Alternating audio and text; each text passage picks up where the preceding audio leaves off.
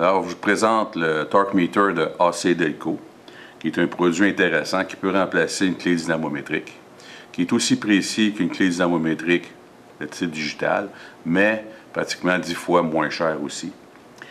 Son désavantage, eh bien, c'est sa dimension. Il ne peut pas s'insérer n'importe où sur les composants, mais lorsqu'on peut l'utiliser, ça devient un produit vraiment intéressant. Dans notre cas, bien, on l'utilise nécessairement pour pouvoir serrer des boulons, mais aussi pour venir valider le couple de nos clés dynamométriques. Alors, pour son utilisation, c'est assez simple. Vous prenez votre douille à une des extrémités, la clé à criquet de l'autre côté, vous insérez et vous regardez l'afficheur. Alors, le AC Delco, eh bien, on peut l'utiliser avec différentes graduations.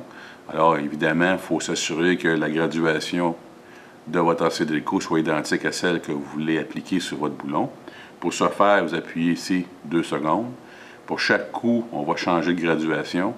Puis, pour l'enregistrer, on maintient 2 coups. Alors, ça va donner comme ceci.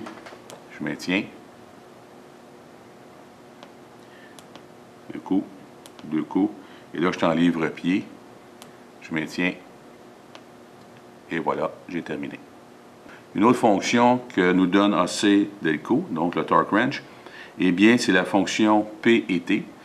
Vous avez la lettre T pour tracer, qui est une lecture en temps réel, et P, qui est une lecture maximum mémorisée à travers l'appareil.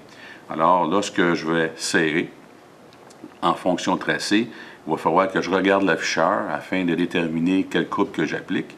Si je le mets en fonction pic, eh bien, je peux, la même chose, le regarder, mais une fois retiré, j'aurai le couple maximum que j'ai appliqué sur la fonction. Alors, pour alterner entre le T et le P, tout ce qu'on a à faire, c'est appuyer sur la flèche. Je suis à P, je suis à T. Un autre avantage de cet appareil, eh bien, c'est qu'il est équipé de ce qu'on appelle un émetteur de bruit, juste ici, qui permet, une fois ajusté, d'émettre le bruit lorsqu'on a atteint le couple désiré. Alors, pour ce faire, tout ce qu'on a à faire, c'est maintenir le bouton 2 secondes. On peut voir que je suis déjà ajusté à 12 livres-pieds. Si je veux augmenter, j'utilise ce bouton-ci. Si je veux diminuer, c'est l'autre bouton. Et puis, pour l'enregistrer, je maintiens pendant 2 secondes. Maintenant, il est prêt. Alors, je profite de l'occasion pour venir vérifier la calibration de ma clé dynamométrique que j'ai mis à 12 livres-pieds. Il ne me reste plus qu'à serrer. On a entendu le bruit sonore. On nous indique 11.6. Si je veux remettre à 0, j'appuie sur le bouton ici. Et je peux reprendre la mesure. 11.4. Et on le fait une 3e fois. Ce qui nous donne 12.3. Alors la valeur moyenne est autour de 12, ce qui est excellent pour ma clé dynamométrique.